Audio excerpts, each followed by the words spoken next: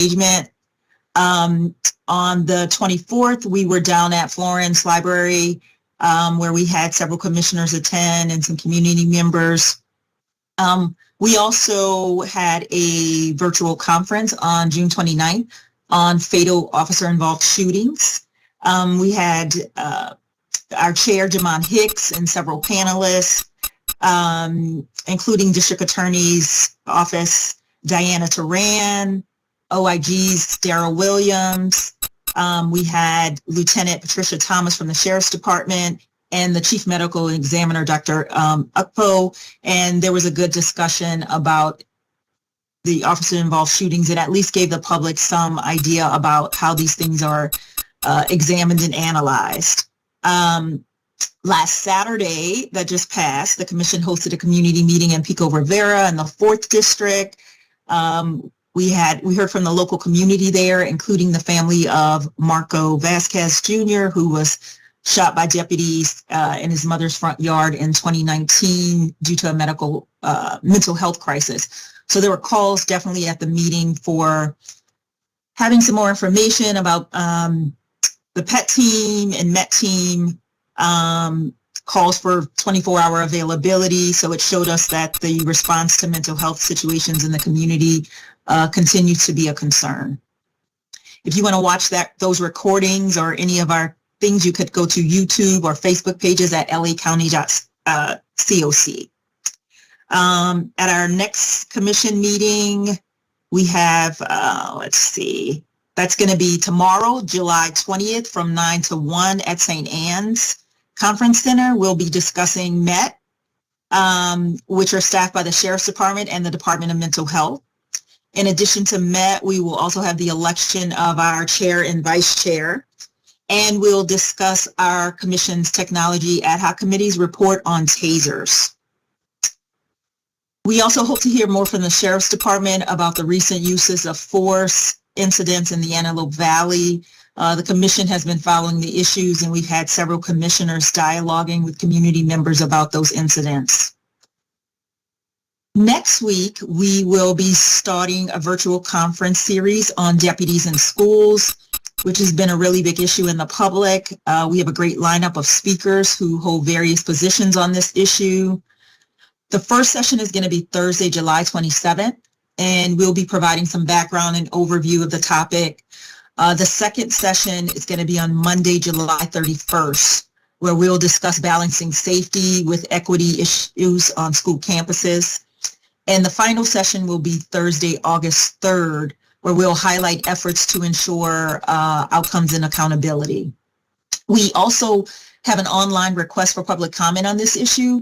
We sent out a blast recently, you may have seen that, and we've had it up on our social media and our website. We already have more than 100 comments from all perspectives in the community that have been submitted. The public comment period will remain open until August 7th. So to register for any of those upcoming sessions or to submit your public comment on school deputies or deputies in schools, I should say, visit our website at coc.lacounty.gov. In addition to that conference series, the commission is digging a little bit deeper into this issue. So we have commission staff analysts who are reaching out to local school districts and community members to set up several roundtables in the upcoming weeks with commissioners on our quality of life ad hoc. And again, they will just be diving deeper into the issue to get some more specific feedback from the community. We're also working with our county partners, the OIG and the POC on this issue. Finally, some of you may remember that the commission used to host a community policing conference that began in 2018. It's been delayed since the COVID pandemic, but our staff has been working to bring the conference back this year. We're in the final stages of planning, including reaching out to other county departments to collaborate with us. So I hope to share more details soon with you about the conference, but the conference will be in October. And finally, we are still working on screening applicants for our community appointed commissioner position that's available, and we'll continue to keep you updated on that process. And that's all I have. All right, thanks, Danielle. Any questions? Chris, go ahead. Thanks, Kyla. Thanks, Danielle. I was wondering if you could give us an idea of how the for the SRDs, how the outreach to school districts is going, and like give us a sense of like how many of them are participating in these and the dates you have scheduled, the roundtables and stuff. Well, that's a great question, Chris. So I will say the school districts have been a bit hesitant to talk to us. We've had some initial conversations with some of them.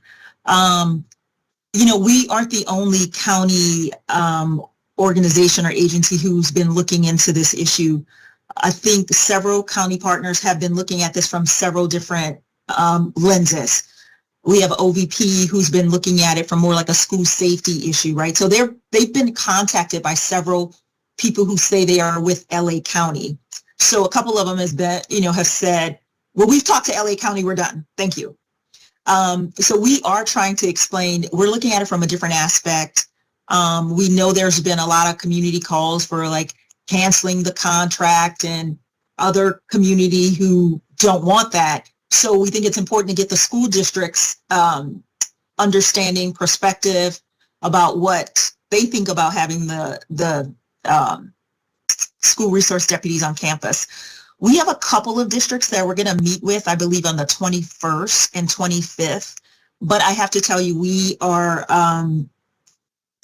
just concerned that we won't have enough of the perspective of the school district. So we're continuing to reach out. I think because we're having the virtual conferences and we have an opportunity for public comment online, and I think after our virtual conference, we're going to reach out to these school districts again, because we are sort of saying, okay, you may not want to talk to us now, but attend our virtual conference so you can see what we're working on. And we're hopeful that folk will come around. But to Chris and the other justice deputies, if there is anything that you can do to assist us in that, we obviously greatly appreciate that, because we think that's an important perspective in this issue that we'd like to consider. Obviously, the commission is considering this for hopefully if there is any need to provide recommendations to the Board of Supervisors or the department, we have sufficient information to do so. Hopefully that answered it, Chris. It does. Thanks, Danielle. Mm-hmm. All right. Thank you. John? Yeah, thanks, Kyla. Thanks so much, Danielle. So I attended at least part of the Florence Library session with community. And I guess my question is, how are you all thinking about balancing sheriff involvement, right? So my understanding is that Sheriff Luna is intent, it's not like under the Alex Villanueva administration. I feel like Sheriff Luna is like, okay, I want to be present. I want to hear from the community. And I think he's also probably instructing deputies, captains, et cetera, to also like come and hear from community. But a lot of the folks in the community, especially those who have been impacted, whose family members are impacted, are getting re-traumatized, and they're like, why are these folks in the room? And so I know that you all had to kind of navigate that in that meeting. How are you thinking about kind of what happens in what meetings, and like making sure folks in the community feel safe, but also that the folks from the sheriff's department are like hearing from the community and being informed about what the complaints are? I don't know if that makes sense. Yeah, it does, John. Thank you. And that's a great question. So we had our meeting on the 24th at Florence Library, and I think one of the things that the commission has tried to balance, I would say the chair, he really wants to be out in the community and doing these community meetings. He thinks it's helpful for us to go out to different districts so we can hear from different members of the community.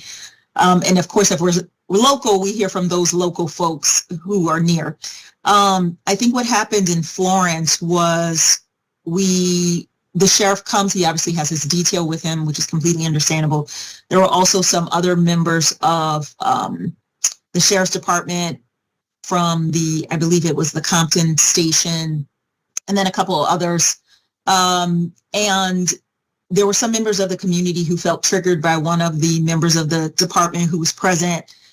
That member believed that it was a person who had been involved in some manner in some harm that was caused to one of her family members. So it was a triggering event for her. And of course, some of the members who typically attend our meeting were standing in support of that person.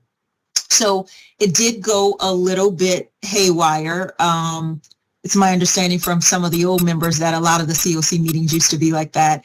And I think we are trying to figure out, John, how to balance that. At our last community meeting, we did have some security there so that we could be able to enforce our code of conduct. We read our code of conduct and, notify folks that if their behavior was not professional, including name calling and profanity, we would give them a warning and then, of course, ask them to leave the meeting. And, we didn't do it in that meeting because we were kind of letting the community just vent it out, but then I think it went a bit far.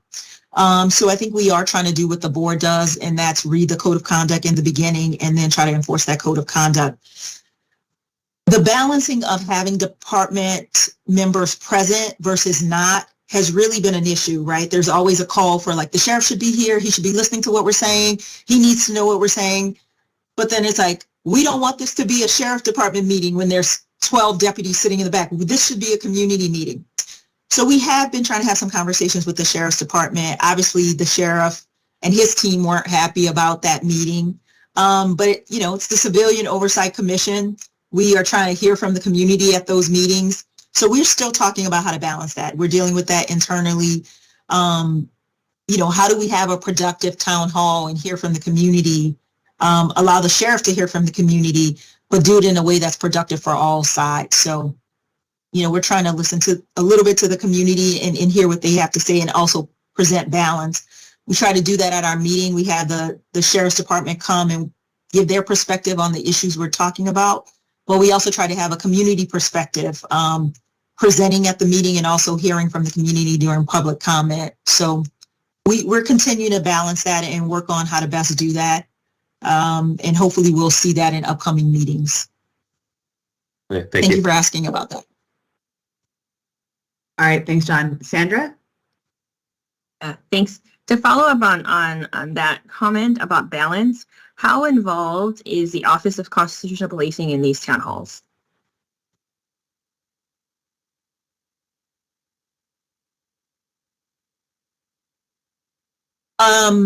So we had our first couple.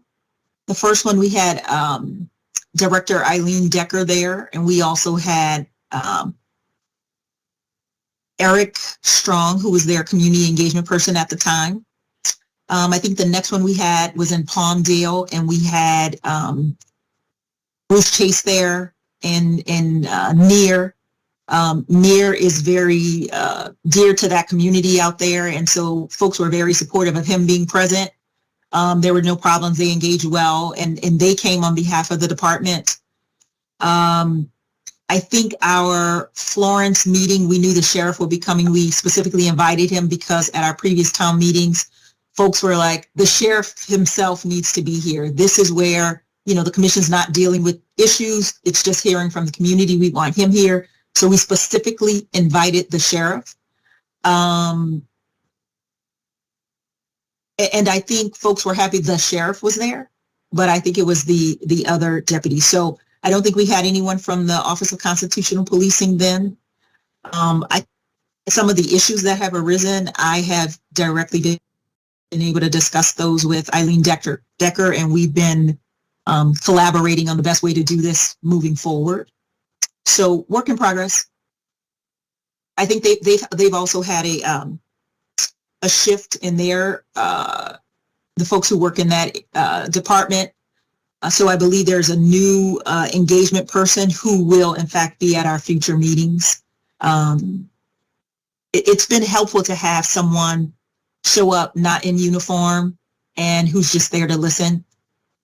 So we're working on keeping that flowing and going. And so there is communication there. There may not be an agreement yet, but there is communication there. Thank you. All right, thanks. I don't see any more hands from my colleagues. So I think, Darty, let's go to public comment. Sounds good. Anyone here for public comment on this item? Please speak up. Raise your hand on Teams, please. Okay, seeing none. Back to you, Kyla. All right, thanks. Let's go. Thank you, Danielle. I appreciate it. We will